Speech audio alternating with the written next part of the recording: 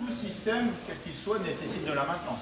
Quoi qu'il arrive. Mais je veux dire, est-ce qu'on peut faire un métier à part entière? Ouais, après il y a des spécificités. Hein. Nous, le bac Promélec, c'est vraiment...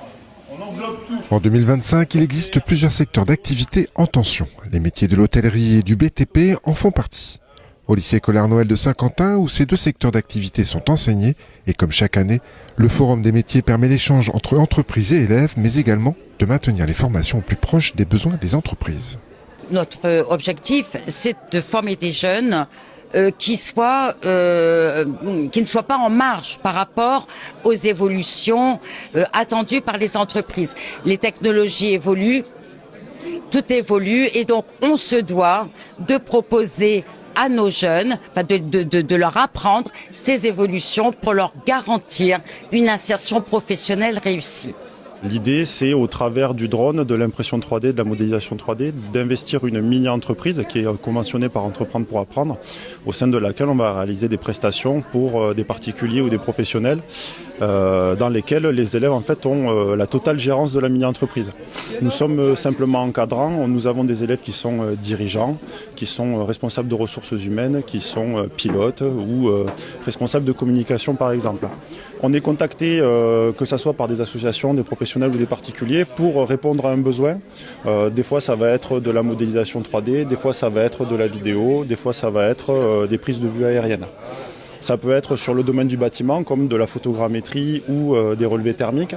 Ça peut être purement pour de l'audiovisuel, avec des prises de vue, plans cinématiques. Dans la restauration, les nouvelles technologies font leur entrée aussi, notamment l'impression 3D, secteur dans lequel le lycée est accompagné de plusieurs partenaires. Une impression 3D qui permet de multiples applications.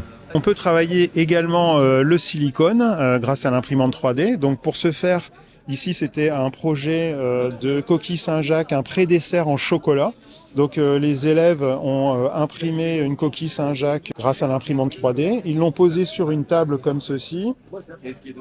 Ils ont fait un cerclage autour. Ils ont préparé leur silicone alimentaire qu'ils ont coulé autour du coquillage, et ça a donné ce modèle de silicone de cuisine, contact alimentaire, qui peut passer au four si besoin jusqu'à 200 degrés. Bon, ici c'est un projet chocolat, donc ils ont simplement coulé leur chocolat dedans. Ceci est un prototype, parce qu'en fait ils en ont réalisé des plus grands volumes. Il y avait 300 pré-desserts à réaliser.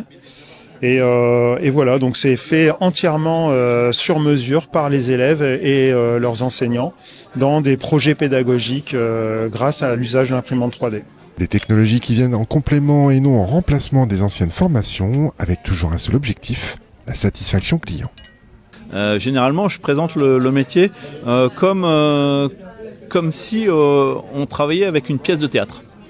Alors pourquoi une pièce de théâtre ? Tout simplement parce que quand on a une pièce de théâtre, on a un public face à nous, et on a une part de choses qui va être un incontournable, et puis en fonction du public qu'on a face à soi, il y a toujours une phase d'improvisation, donc une phase d'imprévu. Et dans ce métier, à chaque service qu'on va réaliser, qu'on soit en cuisine ou qu'on soit en salle, ce métier, c'est une pièce de théâtre qu'on vit à chaque service et qui est jamais la même, parce qu'on a toujours quelque chose de nouveau, des clients qui vont pas réagir de la même manière, et c'est ça qui fait la richesse.